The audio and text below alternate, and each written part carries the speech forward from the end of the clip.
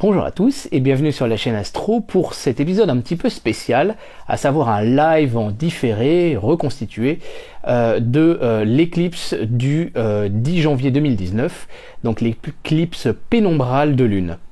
Alors effectivement, voyant approcher cette éclipse, je me suis dit qu'il serait sympa de vous faire un live avec Laurent Oumar. Vous le connaissez, vous commencez à le connaître puisque j'ai déjà parlé de lui sur la chaîne. Donc c'est un astronome amateur qui habite à peu près à une demi-heure de voiture de chez moi, dans le nord, et il est spécialisé notamment dans l'observation avec des petits instruments de petit diamètre. Et en particulier bien évidemment de l'observation de la Lune. Il a sorti notamment 6 épisodes consacrés à des détails lunaires très intéressants à observer quel que soit le diamètre.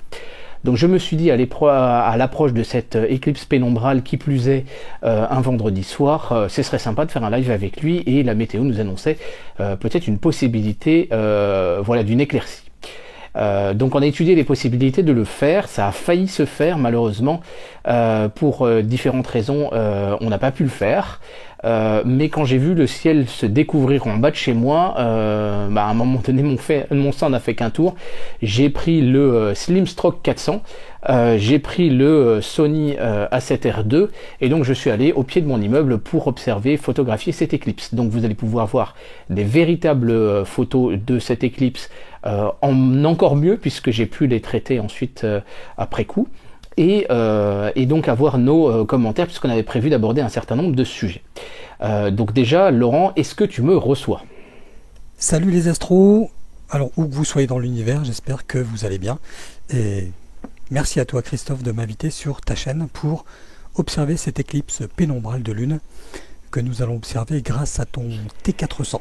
Voilà, donc pour ce live qui va suivre, enfin ce live un petit peu en différé, pendant la première phase, alors on va spoiler un petit peu le truc, pendant la première phase, on n'a pas eu une météo extrêmement clémente, donc vous verrez une image simulée de l'entrée de la Lune dans le cône d'ombre de la Terre, et puis ensuite le temps s'est magnifiquement dégagé, j'ai pu faire des très très belles prises de vue, donc vous pourrez les voir avec un traitement qui les rend encore meilleurs que d'habitude. Et c'est maintenant sur la chaîne Astro.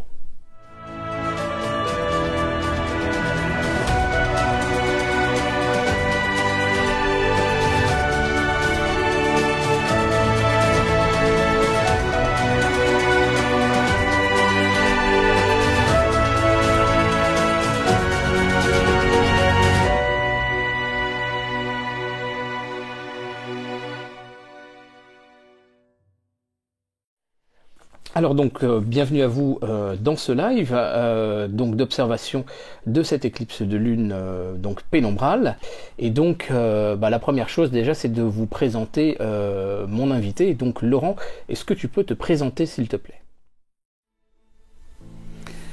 Bonjour Christophe, bonjour, merci pour ton invitation. Alors je suis très heureux de passer ce moment en ta compagnie, et puis en compagnie de toute la communauté des membres de la chaîne Astro. Donc tu m'as demandé de me présenter, donc je m'appelle Laurent Oumar, j'ai 53 ans, j'habite dans le nord de la France, en Flandre. Je suis actuellement formateur pour adultes et assistant pédagogique en charge du e-learning dans une entreprise d'insertion. Mais je pratique l'astronomie d'observation en fait depuis 1985, ça fait plus de 30 ans, et aujourd'hui j'anime la chaîne 70-900 Astronomie à la lunette. Donc j'ai commencé l'astronomie dans les années 80, d'abord le nez dans les bouquins bien sûr, hein, ceux de la bibliothèque municipale, et puis aussi beaucoup dans les articles passionnants du magazine Ciel et Espace. À l'époque ça ressemblait plus à un fanzine, hein, quelques pages, voilà. Puis avec donc une lunette de 50 mm, j'ai eu mes premières lumières, hein. J'ai ensuite acheté une lunette de 60 mm, donc hein, une petite lunette, et puis depuis peu une lunette de 70 mm. Donc on peut pas dire que j'utilise des gros instruments, hein, je suis même plutôt fan des petits instruments, hein, c'est un peu mon ADN, et depuis peu donc j'anime une chaîne YouTube consacrée justement à l'utilisation des petites lunettes. Alors cette lunette, c'est une lunette d'initiation, hein, particulièrement adaptée soit aux ados, aux enfants de 12 ans et plus, hein, bien sûr. et aux adultes. L'idée de la chaîne 7900 Astronomie à la lunette, en fait, elle m'est venue tout simplement par un simple constat, une idée comme ça. Je me suis dit, actuellement, les setups des débutants, des amateurs, ne ressemblent absolument pas aux setups d'instruments que moi j'ai connus quand j'étais gamin. Aujourd'hui, on a plutôt tendance à aller vers des gros instruments, monture équatoriale, EQ5, EQ6, EQ6 avec GoPro, etc. Donc des engins assez complexes, difficiles à manier, à manipuler, beaucoup de réglages, etc. Et beaucoup de jeunes finalement se cassent les dents sur des instruments qu'ils n'arrivent pas à manipuler et ils n'arrivent pas à faire de la bonne astronomie malgré tous leurs moyens. Donc l'approche et la philosophie de la chaîne, c'est justement de montrer qu'il n'est pas nécessaire de casser sa tirelire pour faire de la bonne observation et qu'il est facile en fait d'apprendre à observer et surtout de comprendre ce que l'on voit. On n'est pas obligé d'avoir un truc de ouf. Bon, moi je sais que tu as un Stroke 400, que tu as des de très beaux instruments, mais tu les fabriques toi-même. Alors, moi je vous invite également donc maintenant à faire un petit tour sur ma chaîne pour voir ce qu'il en est. Et puis je serai très très heureux de vous recevoir et de discuter avec vous, parce que la chaîne, c'est avant tout un lieu de conversation. Voilà, merci en tout cas de ton invitation. Donc très impatient de voir cette belle éclipse. Voilà, alors on va continuer à avancer dans le temps, on va en profiter. Donc effectivement le ciel est extrêmement couvert à l'amorce de cette éclipse, donc on est vraiment dans le doute encore de pouvoir observer. Le temps avance déjà, il est 18h43, donc ça fait déjà 35 minutes à peu près que l'éclipse a commencé.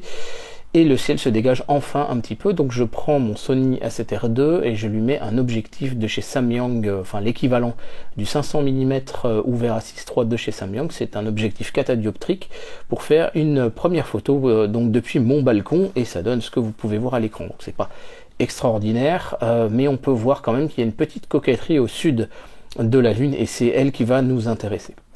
Alors justement, la météo, parlons-en. Est-ce que, s'il te plaît, Laurent, tu peux me dire un petit peu, voilà, un peu les conditions météo cette semaine dans le nord qui nous amènent à cette observation? Alors oui, point de vue météo, j'espère qu'elle sera de notre côté, car pour l'instant, on va dire que les nuages et les perturbations atmosphériques sont presque aussi imprévisibles en ce moment que le train que je prends tous les matins et soir pour aller et revenir du taf. Donc merci Laurent, je pense que c'est important de faire un petit rappel un petit peu du timing de notre éclipse ce soir. Est-ce que tu peux nous dire un petit peu les timings donc de l'éclipse de ce soir? Alors en ce qui concerne vos montres, on va les synchroniser. Donc top, entrée dans la pénombre à 18h06, heure locale, c'est beaucoup plus simple avec les heures d'été, heures d'hiver, on se touille la tête, donc voilà. La lune sera plutôt basse sur l'horizon au début de l'éclipse, environ 10 degrés au-dessus de l'horizon. Le maximum de l'éclipse, ce sera 20h10, toujours heure locale, et la lune sera à peu près à 29 degrés au-dessus de l'horizon. Et puis, sortie de la pénombre, 22h14, la Lune sera alors à 48 degrés au-dessus de l'horizon et brillera de plein feu. C'est normal, c'est la pleine Lune. Voilà, donc on va en profiter pour avancer quand même dans le temps, c'est la magie du simili direct. 19h59, encore un petit peu d'éclaircie. Mais je vois surtout qu'une éclaircie va bientôt arriver. Donc je fais quelques photos que vous pouvez voir à l'écran. Donc toujours avec l'objectif de 500 mm de focale et avec le Sony A7R II. Donc c'est pas, voilà, comme vous pouvez le voir, c'est pas extrêmement spectaculaire. On approche du maximum. Le maximum est à 20h10. Comme Laurent vient de le dire. Mais voilà, on sent qu'il y a quand même une coquetterie sur le sud. Voilà, donc est-ce que tu peux nous dire justement quel va être le maximum de cette éclipse? Je crois qu'on parle de 92%, donc un petit peu à quoi s'attendre réellement concernant une éclipse pénombrale. Alors une chose est néanmoins certaine, c'est que même avec de bonnes conditions météo, le phénomène ne sera pas très spectaculaire. La Lune ne va pas être croquée, elle ne va pas être avalée, elles vont pas être gobées, hein, avec netteté par l'ombre de la Terre, mais disons qu'elle sera voilée, estompée, hein, embrumée, hein, par, on va dire, la pénombre de la Terre. Eh bien oui, il faut bien comprendre que le cône d'ombre de la Terre est grosso modo constitué de deux zones, l'ombre et sa pénombre. Alors la Lune va gentiment traverser cette dernière, hein, à presque 92%. Seul le bord nord du limbe lunaire se tiendra à 3,7 minutes d'arc en dehors de la pénombre. À Christophe, on a bien failli avoir une éclipse pénombrale totale. Voilà, donc effectivement, je confirme, la météo est en train de se découvrir. Donc ce qu'on va faire, c'est qu'on va monter le T400 cette fois. Je descends en bas de chez moi et on se retrouve donc pour la première photo de la Lune prise à travers le T400. Donc c'est une photo que j'ai prise à 20h13 et donc à partir de maintenant vous allez voir des photos de la Lune en simili direct si vous voulez. Donc en fait l'écran va être séparé en 3-4 zones. Sur la gauche vous allez avoir l'image de notre Lune dans la résolution maximale que j'arrive à caser sur l'écran 1080p de votre ordinateur, puisque cette vidéo est encodée en 1080. En haut à droite, vous verrez nos frimousse ou vous verrez des vues théoriques, hein, ça vous permettra de mieux vous repérer. Et en bas à droite, vous allez avoir deux images de la Lune, une plus petite, donc une première qui est finalement la même que la grande image, c'est juste une question ensuite d'effet rétinien, et surtout vous allez avoir la dernière photo de ma série à 21h09, donc l'éclipse n'était pas terminée encore, mais ça nous permet de comparer voilà cette espèce de petite coquetterie d'une zone de la Lune donc qui est finalement voilà qui est un peu plus sombre. Donc justement pour observer notre éclipse, il n'est pas évident en réalité de savoir avec quel type d'instrument on peut observer une éclipse, et une éclipse de lune on peut l'observer avec tous les instruments. Donc Laurent, est-ce que tu peux me dire un petit peu ton expérience? Alors pour observer cette éclipse avec des instruments, une paire de jumelles suffit. Alors bien sûr une lunette ou un télescope peut être utilisé, mais préférez un faible grossissement qui vous permettra d'apprécier l'intégralité du disque lunaire. Donc ce qu'on va concrètement observer, c'est un assombrissement du limbe sud. Le sud de la Lune va être plus sombre. Alors pour ceux qui s'attendent à observer cette magnifique lumière rouge aux teintes incarnats que l'on décrit quand on parle des éclipses de lune, Christophe, c'est raté, c'est loupé, on est d'accord. On restera plutôt dans les 50 nuances de gris, si vous voyez ce que je veux dire. Voilà, donc pour ma part, effectivement, je pense que l'observation d'une éclipse est très intéressante à toutes les focales et à tous les instruments, que ce soit à l'œil nu, parce qu'on peut avoir une perception à l'œil nu intéressante, et au télescope, on peut avoir une perception différente, parce que finalement, l'éclairage surfacique sur la rétine de l'œil n'est pas le même, et j'avais pu constater lors de la dernière éclipse totale de lune observable, donc en fait c'était celle de janvier dernier, que j'avais pu observer et photographier. Je vous avais fait deux films, vous vous rappelez, dans deux versions différentes, l'une en version couleur réelle et l'autre en version couleur désaturée, puisque au télescope on pouvait constater un effet de désaturation de l'éclipse. Donc je continue d'étudier, à comprendre et à expliquer ce phénomène. D'ailleurs certains me l'avaient reproché, mais réellement on n'a pas la même perception d'une éclipse et des couleurs quand vous l'observez à différents types d'instruments, différents types de focales et de grossissement. Donc on peut effectivement en profiter pour l'observer de différentes manières. Donc voilà, nous sommes maintenant à peu près à 20h, entre 20h26 et 20h30. Et donc vous pouvez voir que on a encore toujours quelques petits passages nuageux, mais on arrive quand même à plutôt pas trop mal distinguer l'aspect de notre lune. Justement, tiens, on va parler un petit peu de photos. Laurent, voilà, je crois que quel est ton avis à propos de la possibilité de photographier la Lune? Tout ce qui concerne les conseils astrophotographiques, Je préfère laisser Christophe en parler. C'est mieux.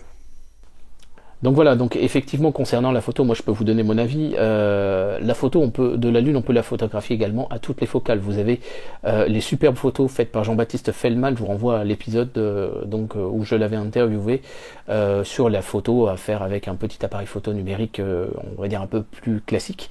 Mais on peut s'amuser à mettre une Lune dans un environnement, et avec une éclipse de Lune c'est tout à fait faisable. Bien sûr, quand l'éclipse est totale, on peut en jouer aussi avec un fond étoilé que l'on n'a pas quand on a une éclipse qui n'est pas totale. Et puis sinon vous pouvez effectivement grossir en focale de façon assez considérable. Voilà. Donc on continue l'observation de notre éclipse. Effectivement, voilà, entre 20h31 et 20h34, j'avais encore des nuages, mais la surface de notre Lune est toujours observable. Donc Laurent, moi j'aimerais qu'on puisse parler un petit peu des épisodes que tu nous as fait à propos de l'observation de détails lunaires. Donc un petit peu avant le premier quartier, donc là on va prendre une photo pour illustrer ça de Manu33, que vous pouvez trouver sur des groupes sur Facebook ou sur le forum Webastro. Et donc Emmanuel avait fait une photo le 19 juin 2018, il me l'avait passé à ma demande. Donc on peut voir deux zones en fait sur lesquelles tu as fait des épisodes. Donc une première zone, c'est entre Sabrina et Moltke. Tu as fait un épisode là-dessus, donc est-ce que tu peux nous dire un petit peu le contenu de cet épisode, s'il te plaît? Alors pour commencer, je tiens à préciser quand même que cet épisode fait partie d'une série appelée Moon Explorer. Donc avec Moon Explorer, je vous emmène sur la Lune, visiter des sites d'exception. Je vous y décris la topologie du terrain, les reliefs qui sont remarquables et observables, soit avec une lunette de 60-70 mm ou avec des instruments plus importants, bien entendu. C'est également Moon Explorer l'occasion pour moi de vous faire comprendre comment se sont formées certaines régions de la Lune, certains reliefs. Donc c'est de la géologie lunaire.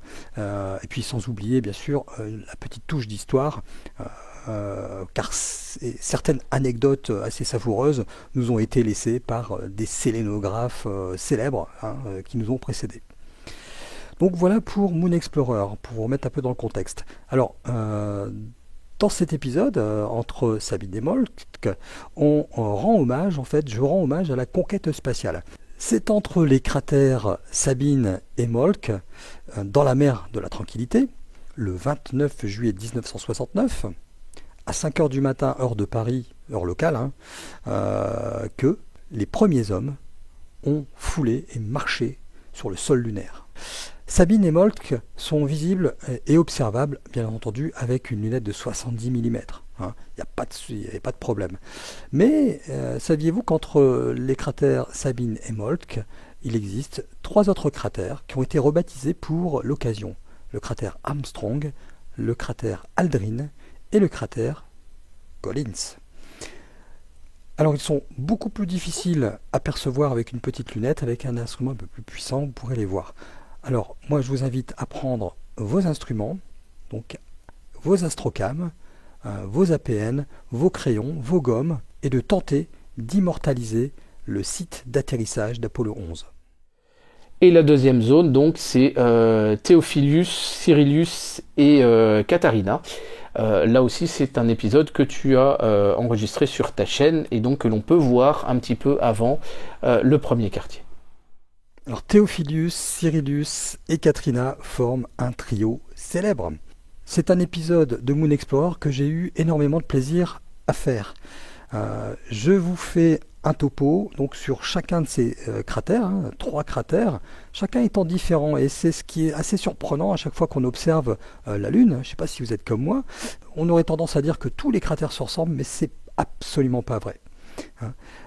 Chacun a sa particularité, chacun sa petite touche personnelle qui le rend unique.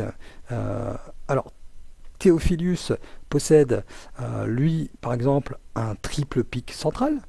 Cyrillus, quant à lui, s'ouvre sur une sorte de vallée, une sorte de canyon qui rejoint Katharina. Et Katharina, en réalité, ce n'est pas un cratère, mais elle est composée d'un puzzle de plusieurs cratères imbriqués. Donc c'est quand même, franchement, ça vaut le détour. Alors, je vous invite à aller voir cette vidéo très très rapidement. Voilà, donc nous continuons donc cette observation d'éclipse. Donc on revient bien sûr sur le simili direct. Donc à partir de 20h35, ça y est, enfin les nuages sont totalement dégagés. Et là, on peut vraiment avoir une surface de la Lune, j'ai envie de dire bien homogène, mais avec cet effet de gradient. Donc je précise que la Lune que vous voyez là, elle a été réorientée, le nord de la Lune vers le nord, pour pouvoir être comparée aux vues théoriques. Sachant qu'elle était inclinée de près de 50 degrés, puisque nous sommes dans l'hémisphère nord à 50 degrés de latitude. Voilà, donc on continue notre observation. C'est une éclipse qui est relativement rare. Il y a quand même un truc hyper intéressant à dire à propos des éclipses. Cette éclipse, en fait, je crois que ça faisait 18 ans que tu attendais cette éclipse, Laurent. Alors est-ce que tu peux nous expliquer pourquoi? Alors, est-ce que vous voulez connaître un secret? Cette éclipse est attendue depuis bien longtemps. Ça fait 18 ans que je l'attends. Alors, autant dire un Saros. Alors, le Saros, en astronomie, eh bien, c'est une période de 223 lunaisons. Et ce qu'il faut bien comprendre avec les éclipses, c'est que un Saros plus tard, l'alignement Soleil, Terre, Lune se retrouve approximativement eh bien, dans la même configuration relative, et donc une éclipse presque identique va se produire. Alors rendez-vous dans 18 ans pour valider. Alors merci Laurent, donc effectivement le Saros c'est quelque chose d'hyper important, on y reviendra sur la chaîne, mais surtout j'attends avec impatience, je crois qu'il y a une éclipse, je sais plus si c'est 2027 ou 2029, qui est un bis repetita d'une éclipse qui a eu lieu aux États-Unis 18 ans avant, une éclipse totale de soleil cette fois, qui est hyper intéressante, et là je pense qu'on sera tous à Gibraltar ou quelque chose du genre. Donc effectivement on continue à observer notre éclipse, effectivement vous pouvez voir que progressivement la Lune commence à reprendre vraiment son aspect d'une pleine lune habituelle. Vous avez toujours le petit comparatif en bas de votre écran. Donc on va parler d'une autre série d'épisodes. Alors là cette fois on va se baser aussi sur une photo que j'ai faite le 22 juin 2018, donc c'est-à-dire 3 jours après la photo de Manu 33. Et donc il y a deux zones intéressantes à observer. Là on est vraiment au voisinage, donc on est un petit peu après le premier quartier, donc on a le mur droit et la vallée alpine. Est-ce que tu peux nous parler de ces deux épisodes qui sont disponibles sur ta chaîne s'il te plaît? Alors oui Christophe, avec plaisir. Ces deux épisodes de Moon Explorer vous feront visiter des sites majestueux, propices aux rêveries pour les astrodessinateurs et propices à la précision pour les astrophotographes. Il y en a pour tout le monde. La première vidéo nous emmène sur les pentes douces de Rupes Recta. Imaginez-vous la Lune, éclairé par le soleil, et l'astronome Christian Huygens braquant son télescope vers l'astre Sélène. Il observe la région sud, et qu'est-ce qu'il voit? Une épée de gentilhomme. C'est le mur droit dans la mer des nuées. Alors, je vous fais visiter ce petit bout de lune fascinant à dessiner et à photographier avec tous les types d'instruments, il n'y a pas de souci. Nous y verrons en outre le duo de cratères BIRT et BIRT-A, et en challenge pour les puissants instruments l'observation de la très fine rainure du même nom. Voilà donc la seconde vidéo qui a fait forte impression à en croire les commentaires laissés sur la chaîne, nous emmène pour un trek sur la plus belle des montagnes lunaires, les Alpes, et on va visiter également la vallée alpine. Cette formation doit son nom à l'astronome polonais Johannes Hevelius. Dans ce Moon Explorer, je vous invite à découvrir notamment le Mont Blanc, les hauts promontoires de Delville et d'Agassiz, le cratère fantôme de Cassini, ainsi que la célèbre vallée alpine, avec en prime une explication sur les phénomènes géologiques qui ont présidé à sa formation. Alors, allez-y, franchement ça vaut le coup. Voilà, donc c'est vraiment des beaux épisodes. L'épisode sur la vallée alpine m'a particulièrement plu. Franchement, c'est assez bluffant de se rendre compte aussi des dimensions de ces détails voilà, visibles sur la surface de la Lune. Ça nous fait nous rendre compte du gigantisme en fait de la Lune, quoi. C'est pas juste un tout petit truc. Donc on continue l'observation de notre éclipse. Donc là on approche les 21h. Vous avez bien sûr les heures, hein, vous l'avez vu, vous avez les heures des photos qui sont indiquées sur votre écran. On va continuer notre petit tour lunaire justement, cette fois avec une photo de Seb Sectim, donc sur le forum Webastro. Il l'avait posté, donc c'était une photo prise le 23 juin 2018, donc c'était le lendemain de la mienne. Moi j'avais pas pu le faire à cause de la météo voilà, sur la métropole lilloise. Et donc là c'est une photo sur laquelle on peut observer deux zones intéressantes, donc et qui ont fait l'objet donc d'épisodes de ta part Laurent, donc à savoir la mer des nuées et l'arène Stadius. Donc est-ce que tu peux nous dire un petit peu de quoi tu parles dans ces deux épisodes? Ah, la mer des nuées. Petite mer, mais terriblement riche en formations observables. Je vous propose de braquer vos lunettes astronomiques et vos télescopes sur cette région où plusieurs étapes nous attendent. C'est un long voyage. Il commencera par le magnifique cratère Buyadus, également appelé Bouillot, puis le cratère fantôme Kies et le difficile mais observable dôme Kiespi. Nous contemplerons également les 3 rainures d'Hypalus et finirons cet incroyable périple en enjambant un étrange pont de lave. Voilà, donc personnellement, la mer des nuées, c'est mon épisode préféré. M'en direz des nouvelles. Alors l'épisode suivant nous emmène visiter le magnifique cratère fantôme que j'adore, hein, l'arène de Stadius. Hein. Pour moi, c'est l'un des plus beaux cratères fantômes lunaires. Hein. Alors il possède de nombreuses particularités qui le rendent vraiment très intéressant à observer. Dans cet épisode, on va d'ailleurs admirer la fameuse chaîne de Stadius formée par toute une succession d'impacts lunaires. Donc ce sont les crêtes de tous ces cratères qui forment une chaîne de montagnes. C'est assez étonnant à regarder. Nous irons également observer un très très discret triplet de craterlets. Là c'est pour les gros instruments. Hein, il y en a pour tout le monde. En bonus, je vous explique également comment mesurer la taille d'un cratère en utilisant simplement un chronomètre. Alors, je pense que ça vaut également le coup de prendre un billet pour cette excursion lunaire et je vous attends, hein, la fusée décolle dans pas très longtemps. Voilà Christophe, alors un dernier mot, la série Moon Explorer, c'est une série récurrente, hein, vous l'aurez deviné, elle s'enrichit au fur et à mesure des tournages, déjà 6 épisodes tournés en un an, j'espère au moins en faire autant cette année. Et si vous le souhaitez, et si vous souhaitez organiser un petit voyage lunaire, laissez-moi un petit commentaire, un petit message sous mes vidéos, et je vous organise ça, il n'y a pas de souci. Voilà, donc on continue l'observation de notre éclipse, donc on en profite encore une dernière fois puisque les nuages sont en train de revenir. 21h, voilà, on approche les 21h09 et là les nuages arrivent et là je ne peux plus rien faire parce qu'ils sont vraiment trop denses. Donc bien évidemment dans la réalité des faits, j'ai rangé mon télescope un petit peu avant la fin de notre éclipse.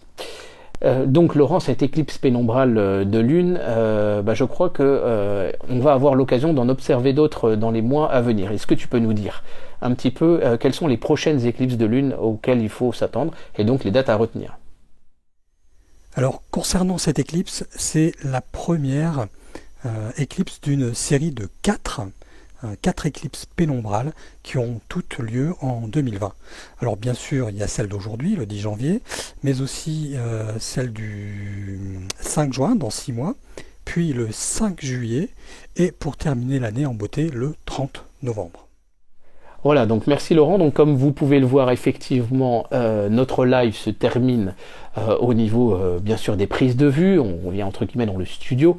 En tout cas voilà, je voulais vous remercier tous de votre attention par rapport à ce live que j'aurais bien aimé faire avec vous tous et pouvoir répondre aussi à vos questions en direct. En tout cas, finalement, c'est un mal pour un bien dans la mesure où on a pu insérer aussi, voilà, faire un épisode qui soit bien ficelé et en même temps vous mettre à l'écran des photos vraiment dans leur définition nominale. J'ai pu aussi retraiter donc les photos de cette éclipse. Donc j'aimerais préciser une chose très importante au niveau de l'illumination. Quand vous êtes sur une phase de pleine lune, c'est exactement le cas au moment d'une éclipse, l'illumination finalement du soleil, elle arrive complètement de face sur la surface lunaire. Donc en fait, il n'y a quasiment pas d'ombre du tout. La seule différence que vous allez avoir, ça va être des zones un peu plus ou moins claires de la surface de la Lune, et c'est ça qui va vous donner finalement un peu de détails. Donc bien évidemment, le fait d'utiliser un appareil photo de bonne qualité comme celui-ci, donc dans les faits, j'ai fait mes prises de vue à 100 ISO et 1/640e de seconde, mon slim stroke est motorisé. Donc ça permet voilà, d'avoir une liberté totale, mais un 640e de seconde, je veux dire, j'aurais pu largement le faire sans motorisation, c'était juste pour le confort et le suivi. Mais de faire les photos à 100 ISO fait que j'avais carrément pas de bruit en fait dans les photos, et j'ai pu donc tirer un petit peu sur les ondelettes, même sans faire d'empilement. Et donc vous révélez ces détails supplémentaires, donc c'est voilà la petite astuce qui nous a permis de vous montrer des détails lunaires nettement supérieurs finalement au moment de cette éclipse, même sur une vue globale. Bien évidemment en zoomant plus on aurait pu ressortir ces détails, mais si vous voulez, même avec une vue globale on pouvait vous ressortir des détails vraiment intéressants, justement grâce à ce traitement. En tout cas je vous remercie. Voilà, donc je crois que Laurent a un petit mot quand même pour nous dire au revoir. Amis astro, eh bien cette éclipse se termine. J'ai eu plaisir de passer ce moment avec vous, avec Christophe et son magnifique T400. Et j'espère qu'à l'avenir, je pourrai être présent pour une observation avec Christophe.